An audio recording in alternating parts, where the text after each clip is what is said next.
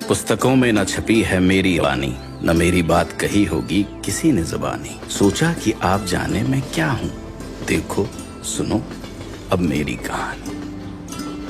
मैं यमुना पुल, यमुना नदी के ऊपर प्रयागराज से नैनी के बीच बंधा हुआ हूँ। 15 अगस्त 2021 को मैं 156 वर्ष का हो जाऊंगा। इस पुल ने आज़ादी से 82 साल पहले ही 15 अगस्त की तिथि को बहुत महत्वपूर्ण बना दिया था, क्योंकि इसकी शुरुआत 15 अगस्त 1865 में हुई थी। 156 वर्ष की आयु में भी मैं रेल की सेवा में तत्पर हूँ, उसी दृढ़ता और मजबूती से जो मेरे जन्म के दिन था। मेरे जन्म की कहानी भी अद्भुत है। वैसे तो यमुना नदी के ऊपर मेरे निर्माण की योजना अंग्रेजों ने सन 1855 में ही बनाई, पर 1857 के स्वतंत्रता की पहली लड़ाई की वजह से प्रकल्प रोक दिया गया। उसके पश्चात गवर्नर जनरल लॉर्ड कैनिंग ने मुझ पर काम रोक दिया। वे सुरक्षा हेतु रेल को किले से या उसके आसपास से ले जाना चाहते, ताकि किले की बंदूकें उनकी रक्षा कर सकें। पर 1859 तक तकनीकी कारणों से ये विचार छोड़ दिया गया और मेरा निर्माण शुरू कर दिया गया। मेरे निर्माण के समय की भी एक रोचक कहानी है। ये जब पुल बन रहा था तो बार बार ये गिर जाता रहा। तब इसके बाद जो है ये इंजीनियर जो है इसे जूता मॉडल बनाया पानी के बहाव के लिए, कि ये फिर बनने के बाद पानी सीधे जाने लगा। इस एक पिलर को बनाने में लगभग 20 महीने लग गए। आज भी ये अद्वितीय पिलर मुझे थामे हुए खड़ा है। मेरे निर्माण के कई वर्ष पश्चात रेल पटरियों के नीचे बैलगाड़ी और अन्य वाहन के लिए रोड भी बनाया गया, जो आज भी वाहनों के यातायात के लिए इस्तेमाल किया जाता है।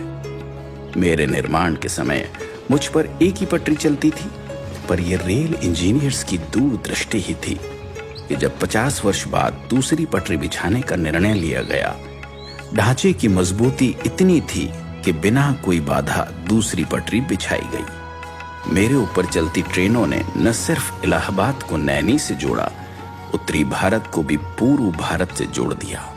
अंग्रेजों ने रेल पटरियां बिछाई थी भारत को कंट्रोल करने के लिए, भारत को बेड़ियों में बांधने के लिए।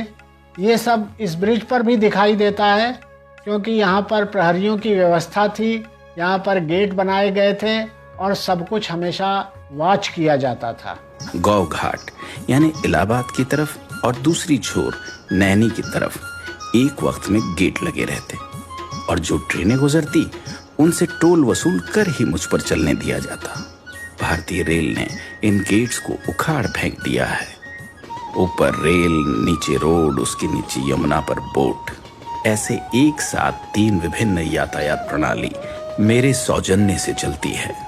आज भी हर 4-5 मिनट के अंतर पर मेरे ऊपर बिछी हुई दोनों पटरियों पर तेज गति से ट्रेनें चल रही हैं। मुझ पर से गुजरने वाली मालगाड़ियां भारत की अर्थव्यवस्था को बहुत बड़ा योगदान देती हैं, और यात्री ले जाने वाली ट्रेनें इस देश की जनता, सभ्यता और संस्कृति को जोड़ती है। ये रेल कर्मियों की तत्परता, मेहनत और निष्ठा ही है कि लगातार 156 वर्ष से मेरी देखरेख और रखरखाव में कोई कमी नहीं आई और मेरी देश सेवा बरकरार है। नैनी ब्रिज एक 900 मीटर लंबा स्टील स्ट्रक्चर है। इस नैनी ब्रिज का रखरखाव अंडर वाटर सर्वे और अल्ट्रासाउंड जैसी तकनीकों से किया जाता है। इसमें सेंसर्स लगे हैं जो जल स्तर को मॉनिटर करते हैं और बाढ़ जैसे खतरों से सचेत करते हैं। सन 2004 में नए यमुना रोड पुल का निर्माण हुआ और उस पर यातायात शुरू हो गया। हालांकि आज मुझ पर भारी वाहन नहीं चलते, छोटे वाहन और रेल से प्रयागराज और नैनी को मैंने ही सुचारू रूप से जोड़ा हुआ है। यह पुल भारत का तथा भारतीय रेल की विकास यात्रा का पिछले 155 सालों से मौन साक्षी है। अंत में जयशंकर प्रसाद जी की 2 पंक्तियां मुझे याद आती है कि इस पथ का उद्देश्य नहीं है श्रांत भवन में टिक जाना, किंतु पहुंचना उस सीमा तक जिसके आगे राह नहीं। इसके साथ ही मैं विदा लेता हूं, इस वचन के साथ कि देश की सेवा में मैं हमेशा हमेशा के लिए समर्पित हूं। जय हिंद।